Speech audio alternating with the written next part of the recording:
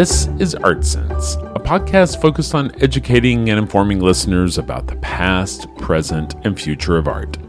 I'm Craig Gould. On today's episode, I speak with artist Ilana Savdie.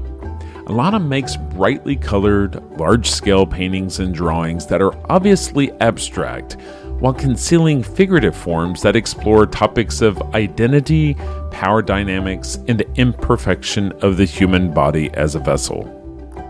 In the discussion, Ilana shares insights on her creative process, the influence of her childhood in Baranquilla, Colombia, her unique use of materials, and her current show at White Cube in London.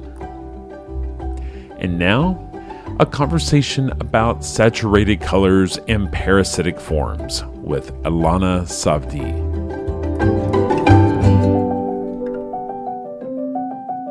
Ilana Savdie, thank you so much for joining me this week on the Art Sense podcast. Ilana, a lot of times with artists, I like to start with a hypothetical, and that is, let's say you're at a dinner party next to someone you have never met, and they have no idea who you are or what your work looks like. When they ask you, what do you do? What you say you're an artist. What does it look like? How do you describe your work to someone who has no idea? That's always a really hard question because that's sort of something that, and it happens to me constantly. It's something that I'm sort of fighting against constantly in my studio with myself. But I always call it the Tinder question. Like when someone on Tinder asks me what kind of work do I do, I'm not going to go into the whole artist statement or the nuances. And I usually just say I make large scale, very brightly colored paintings with oil, acrylic, and wax. And then I always immediately want to take it back because then I'm like, oh, but then sometimes I make small scale. And then sometimes I like to work with sculpture. And what if I stop working with all these colors? So it's just like, there's this thing where the elevator pitch feels really daunting, but you kind of have to say something. Yeah. So right. I usually just say that large scale, very brightly colored. It's hard because there's so many layers in your work, both figuratively and in actuality, right? And so let's start breaking down. When you say large scale, how big are we talking? Obviously you do small stuff also, but the big stuff, how big are we talking? I think at this moment, somewhere around 86 by 80 or like 120 by 100. They're pretty large scale. But it's usually I'll measure the height of my studio and that's as big as I can go. That's sort of, I like to spread out. The bigger the painting is, the more I can use every joint in my body to make it. And that's what's most exciting for me. So I like to use like my wrist, my elbows, and my shoulders to really make a gesture. So sure. Yeah, as big as I can get sometimes. That said, like I also move the painting around and I work on panel. So I have to be able to lay it on the floor sometimes. So it is also whatever I can move. It's really in response to my own body. And so, one of the things that comes up consistently when I'm speaking to artists and critics and collectors, it really seems like the best art is personal, and it's really tied to our identity. It's tied to our perception of place, and I feel like that's consistent with your body of work, right? Can you tell me about growing up in Baranquilla and how that influences your work? So I grew up in Baranquilla. I lived there until I was about 13, and then I moved to Miami. So I grew up. Baranquilla in Colombia is a city where the carnival happens every year. So I think that's probably the most overt thing that's in my work that I can point to my experience with space and environment. I think it's a 3-day festival that happens before, like the 3 days before Lent. I think it's the second biggest carnival in the world, if I'm not mistaken. But being in the city where it sort of happens every year, it kind of leaks out past those 3 days. And it's something that is constantly felt in the culture, in the aesthetics, in the behavior of the people where I'm from. And I think that's had a huge influence on my relationship to color, on my interests, my fascination with the uncanny and the grotesque, and the themes around performance, themes around the inversion of social norms, themes around mockery and ridicule as forms of protest, which are all themes of the carnival. Those are things that I was always really drawn to, and it kind of took a sort of self-analysis and a kind of backtracking of my own history to understand that that was probably in response to growing up surrounded by the carnival. And then I think part of my work also deals a lot with what it means to leave home, to migrate, to carry home on your back, basically, like as a in the sense of like the sort of nomadic sense of home. So what it means to hold home and history and heritage in the body when landscape isn't really what carries it for you.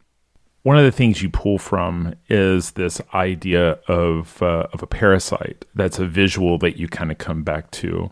Can you maybe talk about your attraction to the parasite, both in a physical form, but also just kind of allegorically what that's kind of attaching itself to? Or no pun intended. Well, I think that the parasite just physiological, like its physiological behaviors and the way it relates to power is very interesting to me. I think the fact that it's an agent of imposition and invasion that forces a host to change. I think that's an element of it that feels like it sort of relates to protest in a way that I'm interested in, and the act of the sort of foreign entity that comes in and infiltrates a social body is of interest to me. Then aesthetically, it also behaves in a way that's exciting. I think there's so many different types, and I love to deal with microscopic photography in my work. And that's really how I relate to the parasite visually, is through the photography. And so it brings in a color palette, a sort of texture that I can work with that is of a body and of the body, but it's not, it has an element of the alien visually also. So I think it behaves in it kind of comes into the work in so many different, it has so many different entry points into this work. But I think it's in terms of language, it's a term that's been used for, I guess, like it's used against people, you know, it's a term that my people have been called, whatever that means. Like my people have been called parasites, like anybody that comes in as a foreigner, as an alien, as an invader, you know, so there's this element of threat around it. It's really fun to kind of lean into that and think about what it actually means and how to kind of work it into a rebuilding of the body in a way that involves this power dynamic. Your canvases are just visually astounding. I love them. And when I was first looking at your work, I felt like there was allusion to figuration, but it took me a while to sort out where the figuration was. I don't know if that was just the color was obscuring it for me, but it made more sense when I saw some of your monochromatic preparatory studies for the pieces. Can we kind of talk about where you start in your process and how you start at a place where there's more figuration in how it devolves or evolves through your process? So there's a lot of translation that happens within the work and a lot of transformation that happens. Usually I start with a very rough drawing that sometimes I start with abstraction. So when you say you saw the preparatory drawings, I think primarily those are the works on paper. I like to think of them as their own series because sometimes and rarely, but sometimes they come after a painting. Hmm. So there's actually a lot of or sometimes like I start with them and then I move into a painting and then come back to the drawing, and the drawing ends up taking its own form. So the actual original starting point is a very, very rough sketch that usually starts with form and brings in figuration, and then unravels again that figuration back into abstraction. So that's why sense of um, there is a sense of figuration with an ability to place it. I think of them as like figures as paths that I then reroute. And so there's this constant sense of the unraveled body, Sure. because it actually really is an unraveled body. And I think that I like to think of the the figuration and abstraction as this thing that uh, gets treated as opposing binaries when they're actually really not. They are, the body is an abstract form if you look closely enough or far away enough. Like it just becomes form and color, and Sure. the constant interplay between both is where I like to exist, right in the space in between things, where they're in the process of morphing, they're in the process of a transition and of an unravel. And I like to think that that is a space of performance and a space of transformation through performance. So it's like they're not really figures, they're forms performing as figures. Or colors performing as figures, or figures performing as colors. So there's this sense of like inability to pin something down. And Yes. within that, I think as the artist, that gives me a sense of power that I really enjoy exploiting. The forms have multiple saturated colors going on, and so it's sort of hard to tell where one form ends and the next begins, because the color is kind of interrupting your ability to see the form.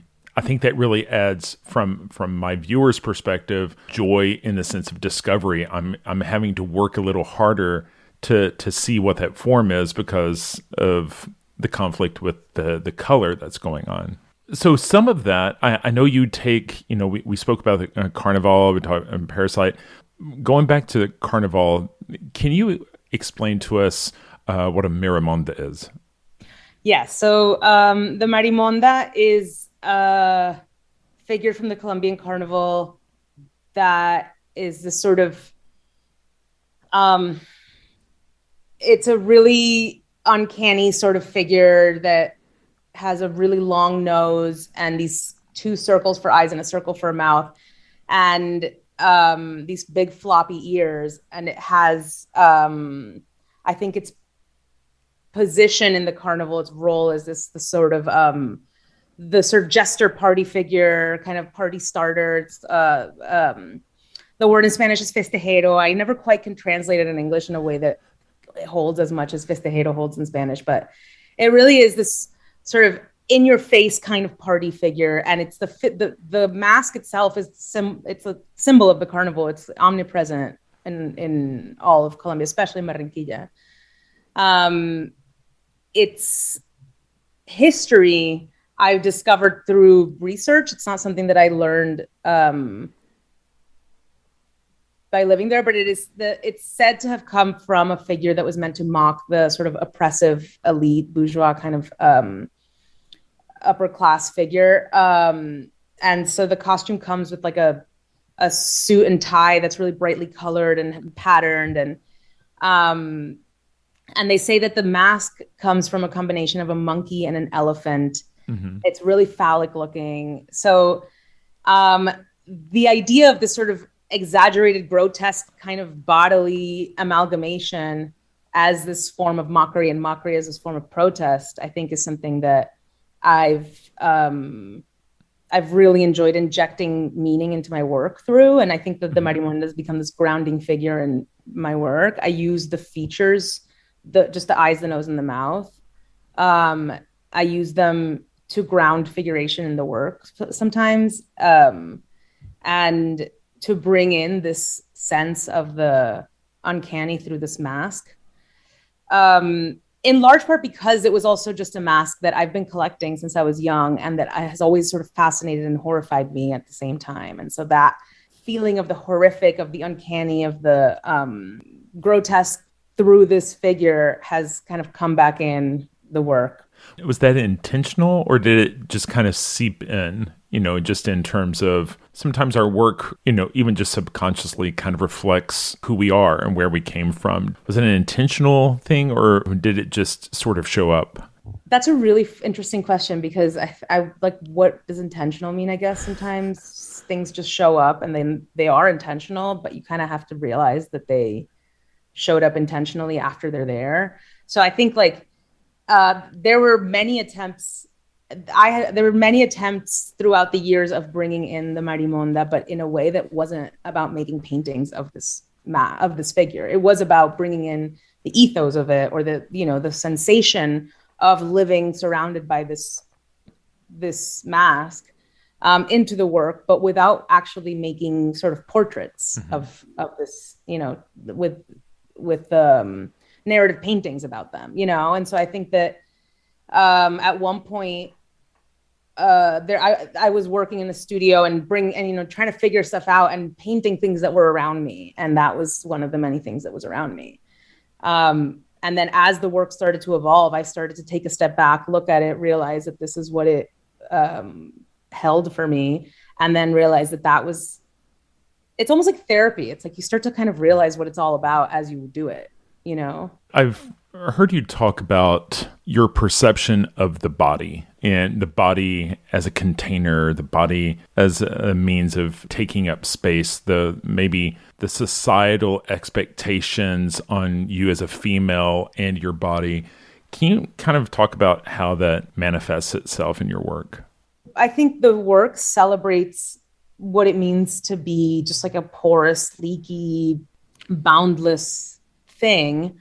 And sometimes that's just what it feels to exist in the world. And whenever there's the sense of a container that's too small, there is this sense of the overflow. And that's true for all bodies, I think, in all environments. And I think that for me, my particular experience is of being a cisgendered woman in, growing up in Latin America with a specific beauty standard. But I think the body is disgusting and offensive, quote, offensive, throughout for everybody. And everybody feels like a sense of the containment of it and the impossibility of that containment. And so I think that there is, I just find that to be I think that's the most exciting thing about the human condition for me, is everything that I can locate in the body, because just existing with a body feels absurd.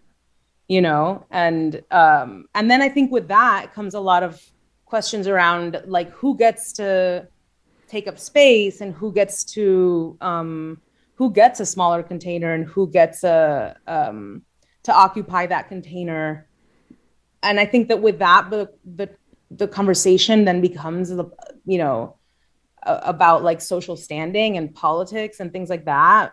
But I really like to locate everything in languages of the body. So I like there is no sense of environment that doesn't come with a sense of the bodily in the work, the materiality of organs and flesh, and and just, I like to think about how paint behaves in the way that a body behaves, how it leaks, sags, spills, all the ways and all the things that we're trying to pretend don't happen. Right. But and then I think one of the most interesting things is the failure in that pretense, the failure in the performance of the body, the fact that we can't contain it, the fact that we can't it won't not wrinkle, it won't not age. Right. And so there's this constant sense of failure, and that failure I think is so fascinating. Yeah. And, and maybe this is just an American perspective, but I feel like no one's really happy with their body. Everyone feels like they could be 2 inches taller, or, 2 inches shorter, or, 20 pounds lighter, or 20 pounds heavier, or fewer wrinkles, or one thing or another. And so it seems like a psychological struggle that's sort of pervasive. In your work, there seems to be an interplay between those figurative forms being seductive, and repulsive. Can you kind of talk about that fine line, or, trying to pursue that balance? Yeah, absolutely. I think that is, I mean, especially after with everything that we just talked about, I think that, like, speaking of the things that leak, that fine line, it leaks. Like the things that we're seduced by also repel us. Like, I think that there is something really exciting about, showing you a really colorful painting and then having you realize that you're looking at a parasite after some time. And there's this thing of like being attracted and drawn to a part of the body.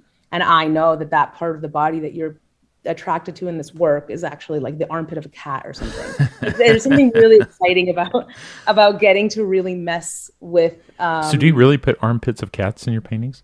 Often, actually. Wow. There's all different kinds of bodies that I look at that are that I it's just really there's a lot of things that are reminiscent of something phallic or something vaginal or something that feels like it's on the verge of like almost sexual tension or a power play or some kind of something really, but it's actually just, or not, but, and it's actually also just like strange parts of different organisms all amalgamated together. And I think that there's something really interesting about feeling shame around seduction, something really queer about the experience of feeling both seduced by and ashamed by the attraction, like simultaneously. And so it's another space where I like to feel like I think that the artist holds power, how to really melt an experience in front of a viewer, in front of their very eyes, kind of thing. So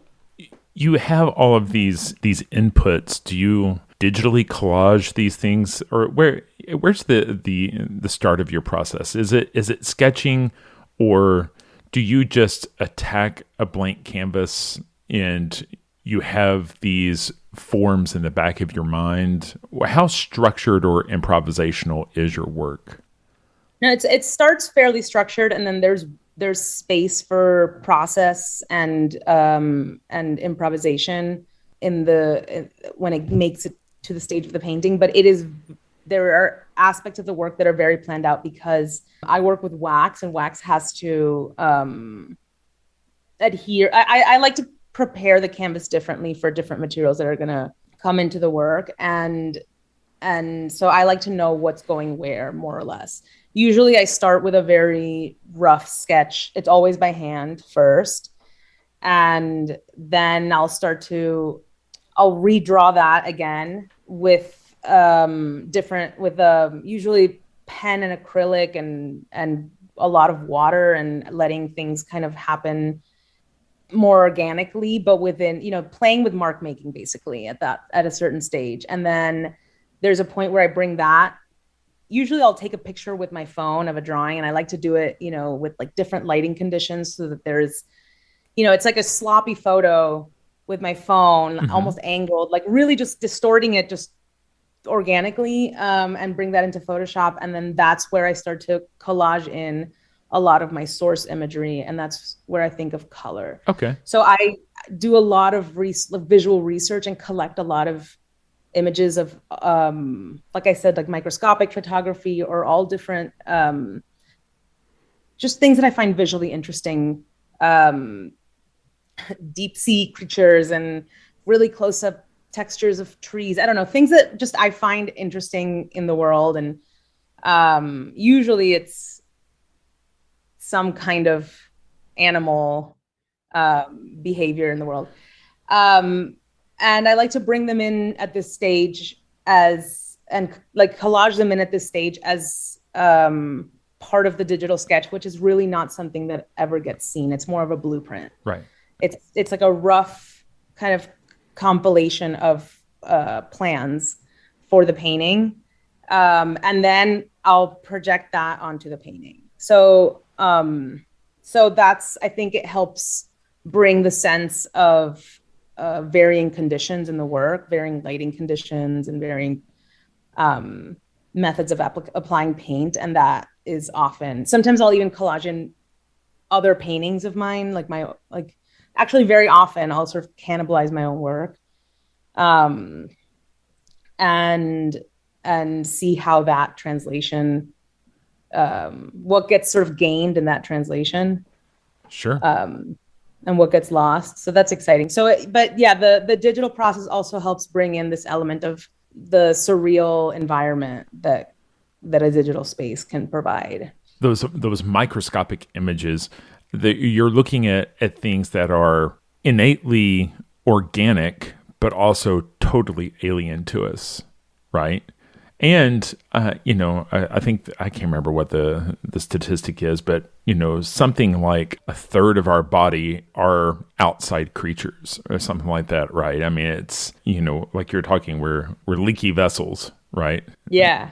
There's a Gloria Anzaldúa quote that I always go back to about how you are all the different organisms and parasites that live on your body and have this, like, you are your own body and all these different organisms and the symbiotic relationship that you have with all these different organisms. And so who are you really? Like, Right. You are not a single entity. I mean, that's not the exact quote, but that's like more or less. Oh, sure. And that's always been a starting off point from, where do we start and where do we end and someone else starts? Where does the familiar end and the foreign start? What is us and what is them? There is this constant sense of almost like the silhouette as the container, when that's not really true. We experienced it during COVID, all throughout COVID, where we are, maintain 6 feet of distance because that's a safe distance where one person ends and the next person starts. Like, that becomes like a really strange concept of a clear number. So you're not just you are this, you take up this entire environment. And when you stand close to someone or there's intimacy between 2 people or multiple people, you start to end and Right. Other starts, and then you become an amalgamation of different bodies. And that's a really interesting concept because it starts to bring to question like the foreign and the sort of familiar and the alien, Right. in a way that feels like a really kind of essential conversation that we're always trying to have. Sure. Well, my wife is really into nutrition, and one of the things that we've talked about before is how our gut biome will affect our personality, will affect your decision making, your compulsions, and so it's kind of odd to think that this foreign body in our system is affecting what we think of as things that are all in our control, but sometimes it's not, right? That's really interesting to think about the personality, like your behaviors and the things that you feel you have autonomy over are actually directly impacted by, non-autonomous beings that live in you. And I feel like I've even seen one of your paintings that was related to nursing a child. And something I heard just in the last year and a half or so was that when a child nurses at its mother's breast, there's actually a transferal of the child's DNA into the mother, in that the mom after that will no longer have just her own DNA. She'll also have remnants of the child's DNA as part of some sort of bonding or, who knows what that intention is. But, once again, there is this transferal that we don't necessarily see it. We don't necessarily, comprehend it, but we know that there's a special attachment between the mom and child, and there's something physically going on there that kind of, points to that. That's so interesting. Like, there's this constant, like almost like infinite loop of attachment interchange. Can we talk about materiality? I mean, I think that's the other thing about your work that seems very compelling, is just the surface that you work with, right? The majority of the figuration and abstraction that's going on kind of at the center is usually acrylic and oil. But can you talk about the work with the wax? Where did you start working with, because it's beeswax and encaustic, correct? Yes, it's beeswax and encaustic.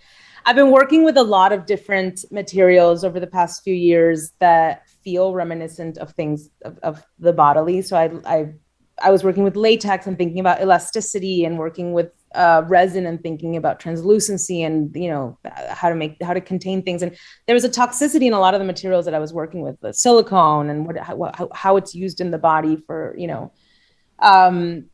there's a lot of toxicity in a lot of the materials I was working with. And I think wax, while, there are, precautions I take, wax felt like the safest. So at one point I was like, let's just stick with wax for a second. And then the more I worked with it, the more interesting it became. It has this like translucency. Beeswax has a translucency to it that felt reminiscent of my own flesh. And then at the same time, it's also a material that the body produces, which is so gross. And so there's something that can be so fun about making this material like work for me, and how to have agency over this material. And so I started just painting with it, and I enjoyed the, paint, like melting it and then painting with it like paint, and how it congealed a gesture as it was drying. It literally would dry as I was applying it. So then it, contained my own gesture as I was working. And I think that that's always something that I enjoy doing with quick drying paints. And so I started making paintings out of wax, and then they were more abstract works that were more about color and discovery around material and color. And then there was a moment where I'd had an itch to do this for a long time, but I wanted to, I really enjoy just making things coexist that aren't supposed to coexist, because that kind of feels true to me and how I exist in the world. I always feel like walking contradictions at all times. And I respond to things juxtaposed together, and I respond to excess and abundance. And so I just wanted to make everything that I had been doing exist in one plane. And so a lot of this work was a result of that, making different ways of working with paint and working with materials like wax, and working with materially influenced forms, I guess, if that makes sense. Like making all those things exist in one plane and making them work. And that challenge is part of the impetus behind some of this work. And so I started thinking about the texture that I was making this wax exist through. It felt reminiscent of a kind of alien flesh, or microscopic human flesh, or some kind of animal, or some kind of coral reef, or a landscape view, or like an aerial view of a landscape. So there was so many things that it was doing at once. So I just figured I'd start working with it until I got tired of it. And that has been part of all of the more recent bodies of work, is this wax material. Is the piece on the wall when you're applying the wax? It depends on the piece. I like to, sometimes I like to let it, like I said, when I'm making the paintings, I leave room for error, because a lot of it is about responding to the failures of containment. And so, but there's also just the nature of the wax not being able to adhere to some surfaces. So I have to really work around that limitation. We think of gessoing a surface for painting. Well, does the canvas want to be more raw to receive the wax? The canvas wants to be raw. Yeah. So that's part of why I have to make a really clear plan around where the wax is going to go in advance. And then a lot of this work is also about priming the canvas differently. So that's another reason why the sketch is really pretty concrete before I start.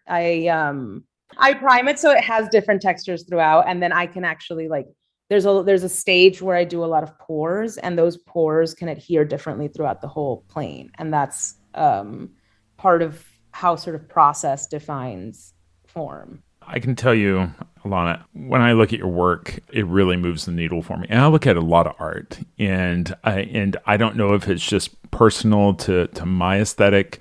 But I love your work. You currently have a show up at White Cube in London, at the White Cube Bermondsey, which is southeast London. Is it just more of the same, or is it a little bit different?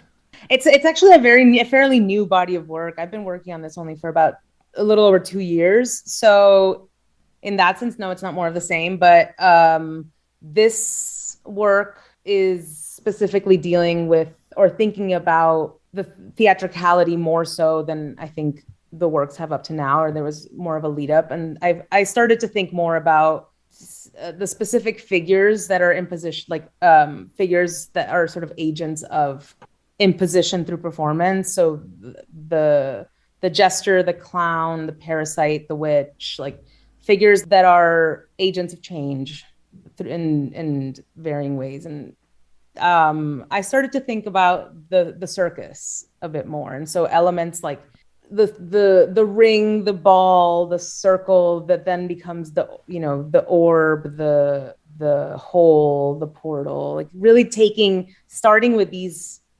motifs around the circus and bringing them into this sort of space of surrealism that felt like a natural progression. So there's been a few elements around this body of work that hold that specificity a little bit more, but bringing a lot of the elements around the carnivalesque that I've been working with into this like next plane or something. It seems like a logical extension to go into that. You're teetering in that area between surrealism and abstraction, right? I mean, it's not like someone would walk up to the painting and say, "Oh, there's a big top and there's a clown," right? It's a lot more veiled than that, right?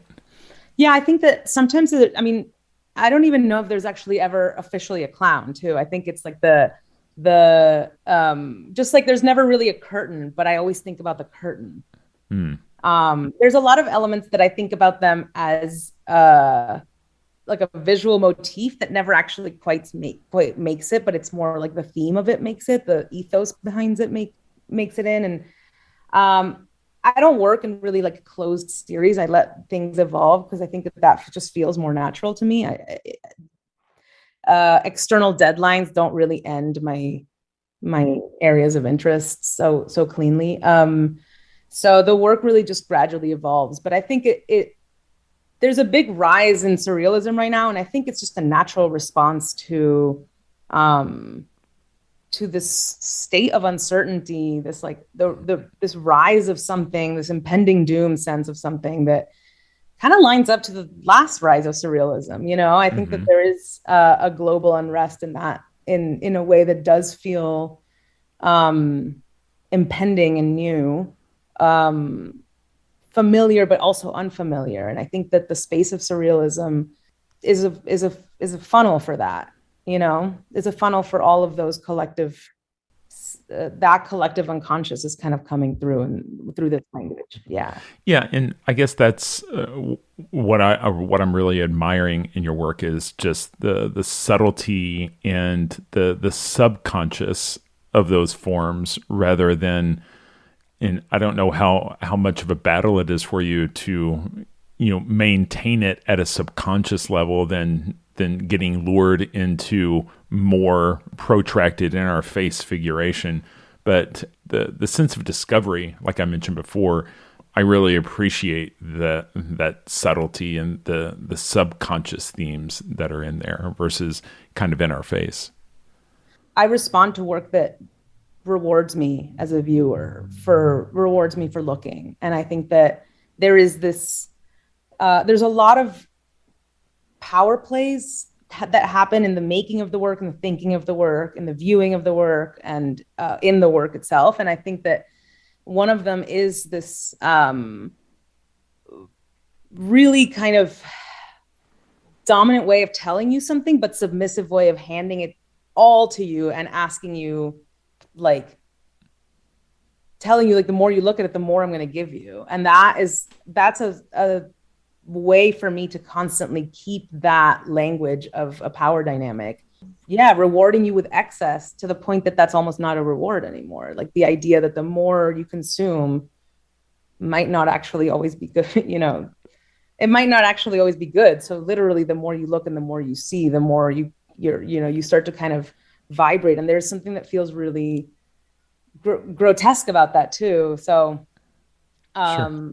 yeah, I think I like to keep it in a space of ambiguity because I feel like I there's something about naming something, and once you name it, it ends, or it like you create a boundary, you block it within, you bracket it as this one thing.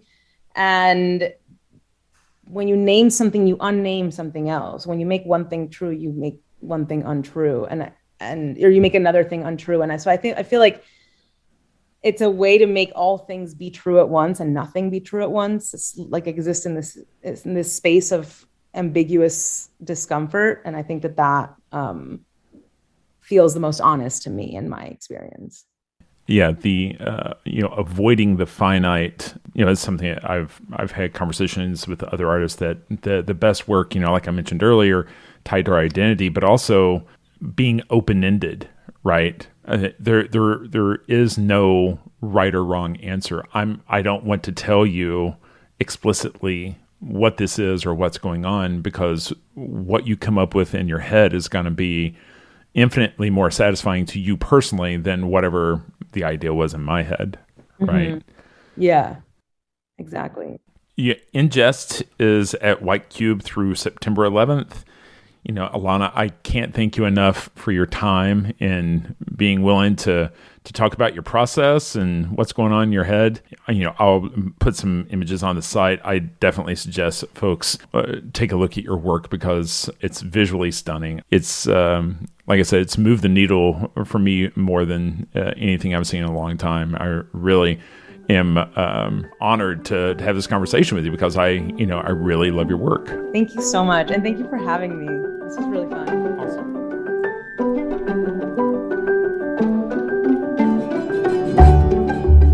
That's all the time we have for this week. You've been listening to ArtSense. You can find the show on Apple Podcasts, iTunes, Google Play, Stitcher Radio, Spotify, or your favorite podcast app. If you've enjoyed this podcast, be sure to subscribe. And while you're there, please rate the show and leave a quick review. Your feedback is the key to other folks finding us.